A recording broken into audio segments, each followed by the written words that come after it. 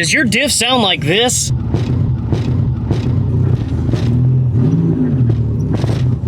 Alright guys, we've got another awesome product from Apex Engineered today that we're going to be installing into Caleb's 300ZX.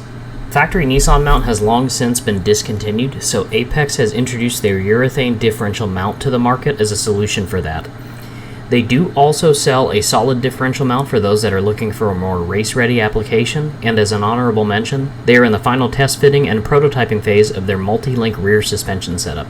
So let's dive right in. Go ahead and remove your OEM differential mount. Safety disclaimer. We are professionals, but this video is a do-it-yourself at your own risk type of video. You should employ basic common sense when using tools and laying underneath the vehicle. If you don't know how to be safe, Google it. We're serious. We're not responsible for any injuries or deaths that occur from watching this video and then being stupid and not employing basic safety methods.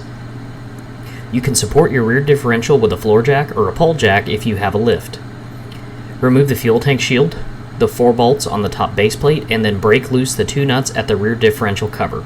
It's hard to get tooling in there sometimes, so just break them loose for now until you lower the rear differential. You can drop the rear differential a little bit to allow it to separate from the body, or work the rear differential up and down in order to jar it loose. Lower the rear differential enough for the top base plate to clear the studs on the body, then remove the 2 rear cover bolts the rest of the way, now that you have more room to work with. Now remove the old mount rearward toward the fuel tank. Now once you've taken everything apart, you can loosely assemble your Apex differential mount.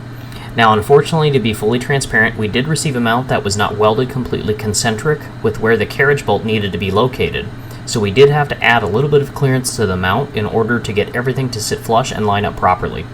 The carriage bolt head was hitting the side of the base plate, causing it to not only sit flush in its bore, but also causing the bolt to lay in a little crooked rather than completely square to the base plate. We did pass this information along to Ohm. He is really good about making revisions when things like this get reported.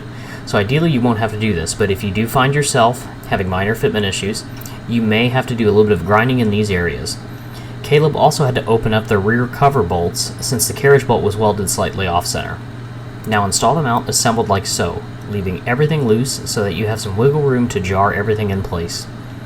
Once you have it located in its final place, you can put all of the hardware on and tighten everything in the reverse order in which you removed them.